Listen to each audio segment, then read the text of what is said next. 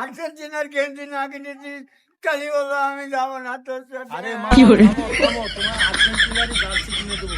তুমি ওই জার্সি পরে ওই বিশ্বকাপ মেসির সঙ্গে খেলতে পারবা, বুঝলে? চলো। তারই তো ভালো। Matari ko pa.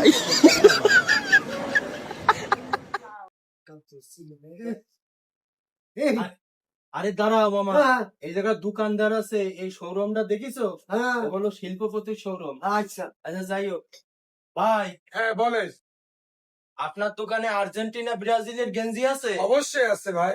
ও, তুমি কোন গেঞ্জি নেবা? আমি আর্জেন্টিনার গেঞ্জি নেবো। আর্জেন্টিনা? হ্যাঁ, আচ্ছা, একটা আর্জেন্টিনার গেঞ্জি দেখান দিনি। এই যে ভাই দেখেন, খুব ফাইন কোয়ালিটির গেঞ্জি। ও, এ তো বিশাল গেঞ্জি। হ্যাঁ, ওরে বাবা, মামা আবার এই জায়গায় স্টার আছে, এই দেখো 1 2 3 তিনটা স্টার। স্টার। আচ্ছা, হবে তোমার গায়ে দেখি। ধরো। হ্যাঁ, ও পারফেক্ট হবে না। হ্যাঁ, এই করে বলে ভিডিও বানাতে হবে না। আর তা তো বানাবো একটা। কি করে? হ্যাঁ বলেন। আমি এই জার্সিটা কয় টাকা দাম? 1250 টাকা।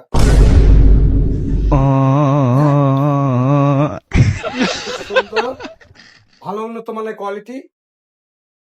ভাই 1250? হ্যাঁ আচ্ছা, শোনে বলেন। মামা, হ্যাঁ।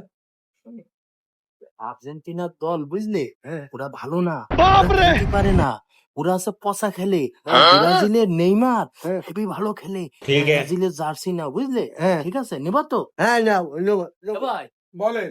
তাহলে হচ্ছে আমরা ওই আর্জেন্টিনার জার্সি নিচ্ছি না, বুঝলে? হ্যাঁ। আমার কাছে একটা ব্রাজিলের অবশ্যই আছে, এই যে দেখেন, এটা বেস্ট কোয়ালিটি, 550 টাকা।